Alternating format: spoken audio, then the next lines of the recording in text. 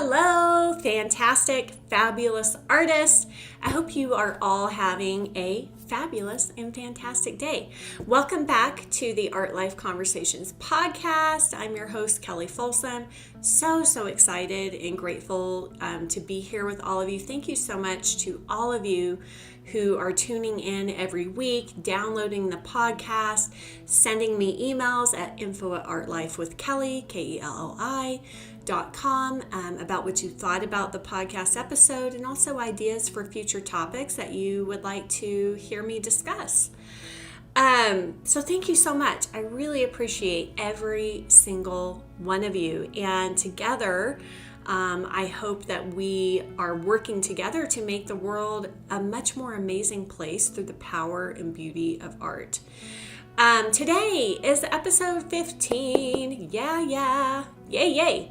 Okay, so today's topic, I wanted to talk about something I've really seen artists struggle with over the last 14 years that I have been, and myself included, I struggled with this as well, especially in the very, very beginning of my art journey. And it's the masterpiece trap. So I'll just share some examples of this. But whenever I first got started as an artist, as I mentioned in the last episode, I was just signing up for a few classes here and there, and I was really getting ahead of myself in my art making. I had such high expectations for my art, and every single piece of art, I was really like trying to make this perfect piece of art right off the bat with very little know-how, very little knowledge or understanding, very little skills or practice.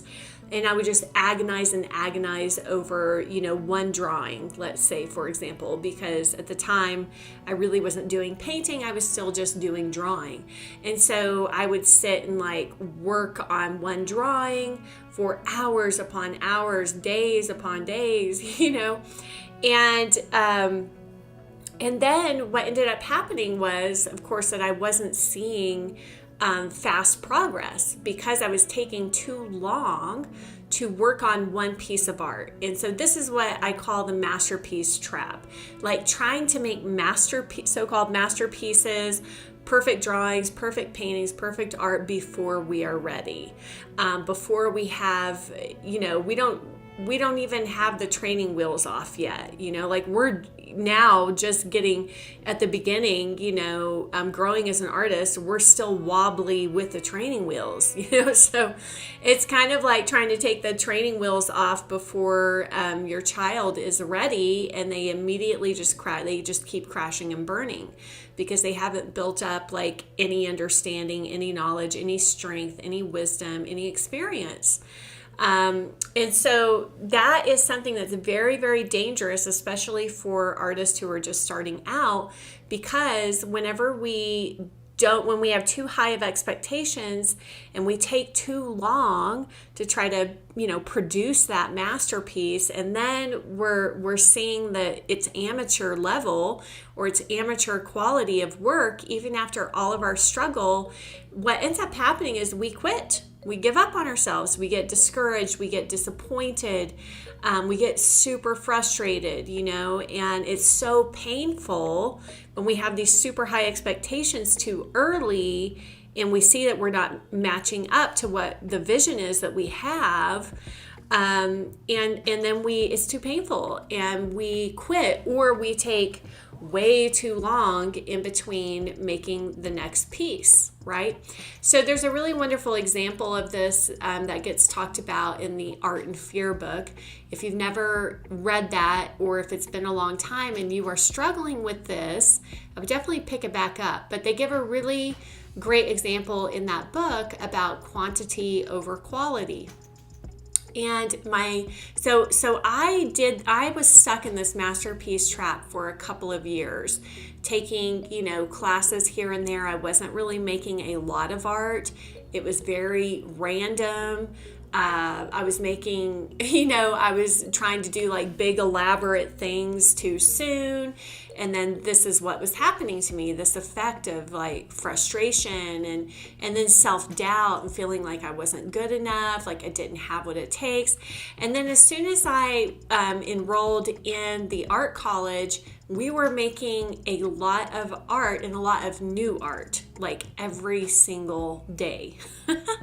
So we had one painting class, which was an 8-hour painting class, and we would complete a painting in that time. And then the next week, the instructor would set up something totally different.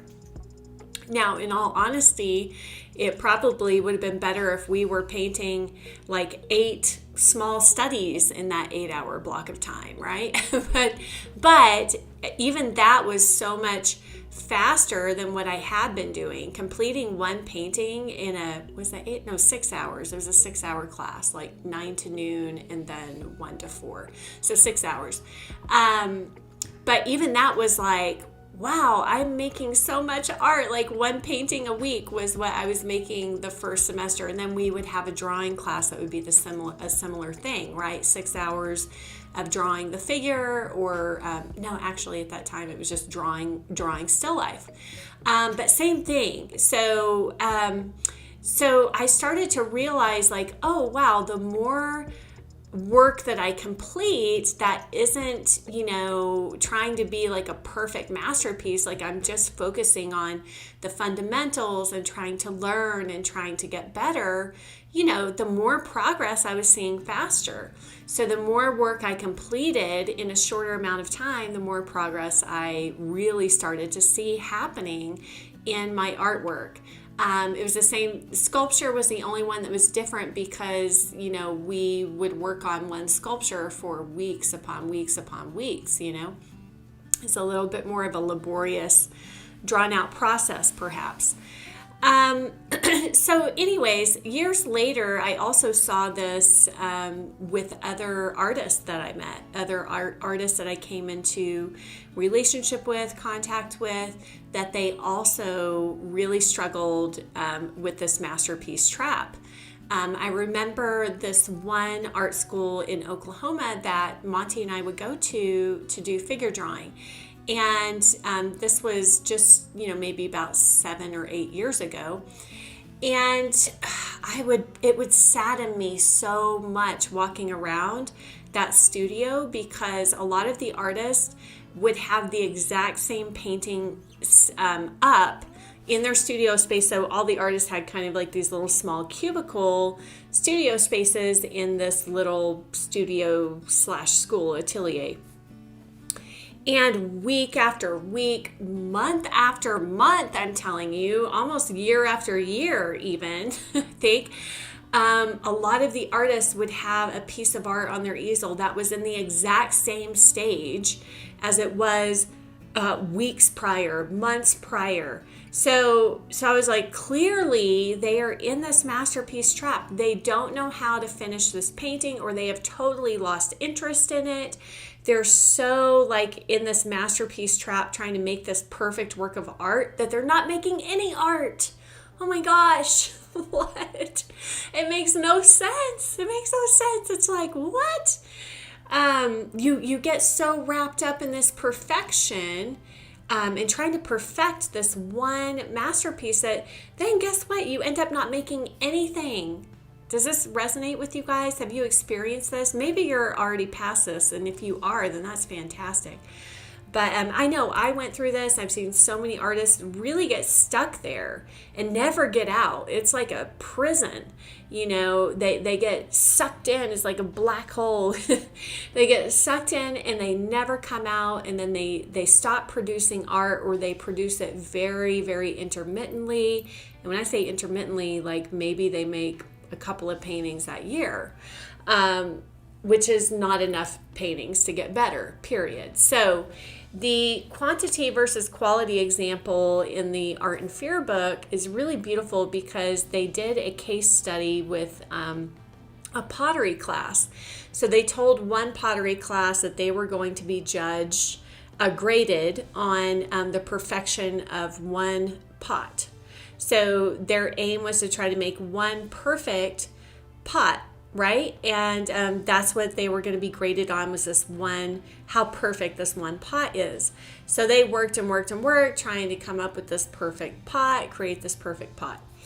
And the other class was told, you're going to be graded on the quantity of pots that you produce.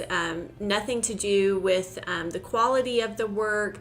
Just, produce as many pots as you possibly can. And it's interesting because it really is just a psychological factor that comes in. It's not that whenever you're doing quantity of work that you're being sloppy either. It's just artwork takes repetition. It takes repetition to build the skills.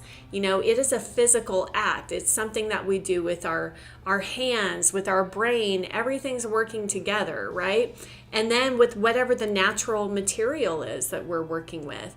I mean, we have to learn the language of painting. If we're painters, we have to understand the pigments. We have to spend enough time working with them so that we can understand what oil paint can do.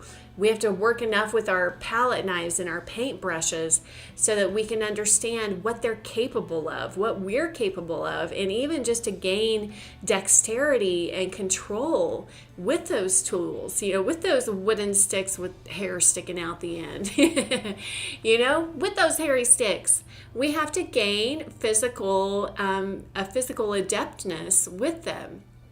And the only way that we can really do that, much like riding a bike, is, hopping on the bike and riding every day, not worrying about, have you ever noticed, even whenever you were a kid trying to learn to ride your bike, like almost like the more perfect you tried to be, or let's say, for example, learning to play an instrument, the harder you tried to force yourself to do it right, to do it perfect and correct, like the worse it was. as soon as you started thinking like that, like you would fall off your bike or fall down on your roller skates or miss that note on the piano. I don't know what it is. If you guys know what that phenomenon is, then of course, please email me at info@artlifewithkelly.com. I would love to. This is some kind of real thing that happens in the human brain, and I'm not sure what the phenomenon is called. Surely there's a name for it. But it exists, and it's interesting to me that it exists, number one, and that so many artists just keep butting their head up against a wall trying to get a perfect masterpiece when that never, ever, ever works. So especially if you're an artist that's trying to learn and build your skills, it's really important if you are at that level that you are really going for quantity, doing a lot of work, going from start to finish on your paintings. So once I got into art school and I started seeing this happening, basically by year 3, I started thinking, how could I speed this up even faster? How could I speed up the quality of my results? Because here's the thing, whenever you get a lot of quantity and a lot of time invested in, then the quality naturally starts to show up. You start building on the past painting and improving. So I actually recommend a lot of artists to do speed sketches, speed studies, speed paintings, paint smaller and paint them faster, go through the whole process from start to finish much faster.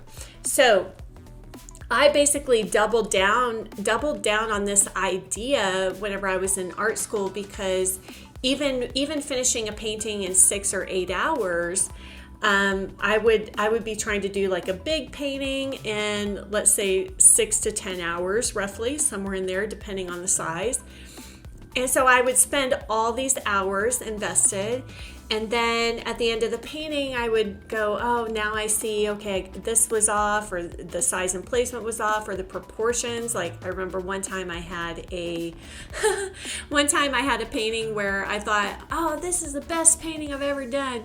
And then at the end, I looked and my grapes were the size of my oranges. So like I had totally missed the proportional relationship between the grapes and the oranges. I just started looking at the grapes and they got bigger and bigger and bigger. So anyways, that being said, at that point, I started realizing, and one big thing for me was my compositions. My compositions for still life were not very good, and that's a challenge with still life if you don't have a natural eye for composition. So I thought about this quantity and time thing again, and I really tested out this idea of, well, what if I were to do, instead of one painting in 8 hours, what if I were to do like 8 small paintings in 8 hours, right? Like one painting an hour. And so I put myself through this test. I had a large panel and I gridded it out to, I think it was like 16 small little 4x6 studies. And I set up one painting after the other. It took me a couple of days to do all of these studies. And let me tell you what, the progress that came from that in my understanding of what made a good composition. Also, it got me to like the cream of the crop, so to speak, so much faster. So if I would have done those 16 paintings, 10 hours a piece or even 6 hours a piece, you're looking at 100 hours or more of investment in time. And time, oh my gosh, time is our most limited resource, right? So when I ran the numbers of that, like if I were to do 10 paintings at my normal speed, my normal rate, I'm looking at 100 hours investment, or I can get the same learning out of them by setting a timer for an hour or less and doing a little 5x7 or a 6x8 or something much smaller, that I could really work out the idea and go through the whole painting process from start to finish. So really increasing that practice, really increasing the amount of practice I was getting in. Because as you know, every single painting that you complete is really building on that practice. So it's totally different than just trying to complete one painting over, let's say, 10 hours versus one painting and 10 paintings in 10 hours, right? So there's just something about that, something about the decision-making process, like you're just building that muscle so much faster. So this is something that I really, have encouraged the artists who work with me, who study with me, also to do, because so many artists just get really sucked into that masterpiece trap. They're not producing very much, therefore they're not learning very much, they're not progressing, not growing very much because of that. And so, for example, in Vital Art Sessions, that's why I make all of my lessons are 30 minutes, because you don't, first of all, like most of us can't concentrate for 2 hours watching a painting lesson. And and it builds in that repetition week after week for the artists who are in that program, is that they at least get to do that one finished painting every single week, which helps them build on their skills so much quicker. And hopefully they're doing more than that or have time to do more than that is the ideal situation.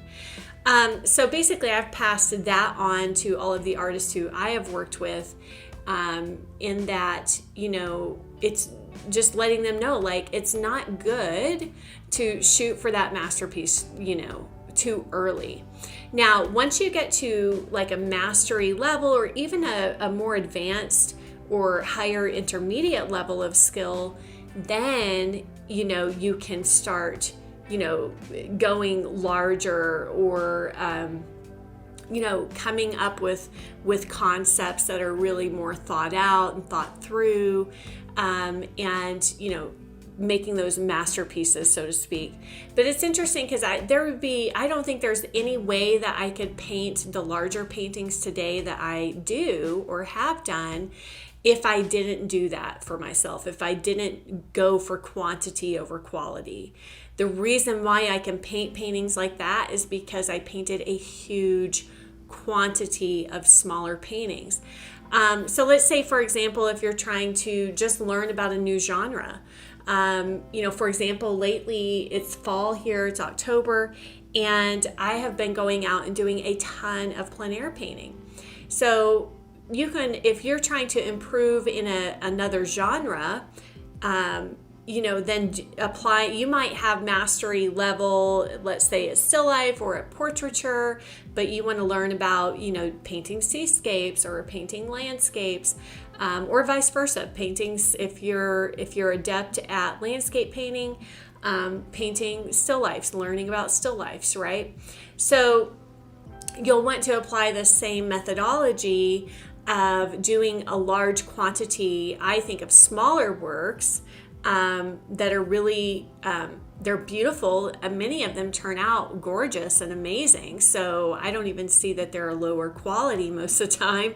But, they're smaller. And a lot of times people think, oh, well, it's just a small painting. It was just a small little painting. And I have to caution you on that too, because sometimes really great things come in small packages, right? Like really beautiful, gorgeous, amazing works can come in really small packages. So the size does not matter, as they say, right?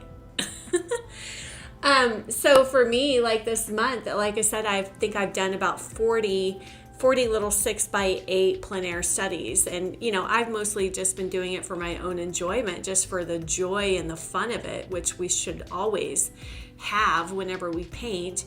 And I really don't have a desire to take any of them larger to do a studio landscape, so to speak. But it is such a great method to use to really, really improve your skills, grow faster, and you build on those small wins every single week. So that way you avoid that masterpiece trap of getting discouraged, getting defeated. You've got all this time investment and it didn't turn out the way that you wanted it to. So whenever you work smaller, faster, get more done in a shorter amount of time, it also really, really builds your confidence. So I want to challenge all of you, if you are in that masterpiece trap, if you are low on confidence, if you are defeated, if you are discouraged, I'm going to challenge all of you to try this. Try it out. Sometimes you have to do different things to get different results, right? You've got to, if you're not happy about the results that you're getting, you have to try different strategies, different tactics. And, you can't worry about what anybody else is going to think about it, about how anybody else might judge your work or anything like that. Like, that's just BS. So if you're in that place, I really want to challenge you and inspire you to try this method out. It has massively improved my art life from a very early time in it, and it's always been proven to work for me. It's been proven to work for the hundreds of artists that I work with in the Vital Art Sessions program as well. So I think it's the fastest way to see the progress and the results that you want to see. Okay, everybody, until the next episode, I'm wishing you all happy painting, happy creating, and I will see you next week. Bye.